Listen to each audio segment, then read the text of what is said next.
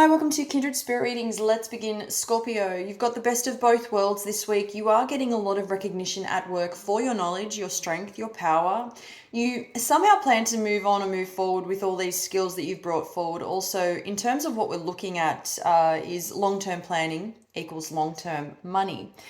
This is not so much investments or to do with investments, but it is your long-term goals shaping up, and you're shaping it up to become what you already had in mind. And this is relevant to 5, maybe 10 years ago, as far back as that. I want to say 10 years, but it's just been a slow release, or it's been slow moving. So it is something that is going through your mind. You had ideas, you had plans, and then you had epiphanies, and this is something you had at the time.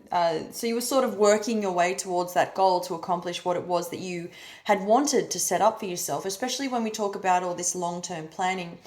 For some reason, I'm seeing that you haven't had access to a lot of what you have access to now, way back when. And so a lot of what lies behind all of this is the willingness to keep going. You know, if you had your heart set on something, you stayed with that. You kept holding on to that strength. You didn't give up. You know, you didn't tell yourself that, well, if it's not working out, it's not for me. I'm not even going to bother. You didn't do any of that. And so you were saying, I am going to do this and I'm going to get what I want out of this. And I'll make sure of that. So I am seeing that this week your structure is doing really well. However, your structure, your path, your ideas, this is really strong for you. You're seeing a lot of strength yourself come out of you, as well as other people around you. You are noticing this, but this week is all about you, and generally you would have time for others, but this week I don't see you making much time for others at all. In fact, you are by far the most busiest person out of all the signs this week.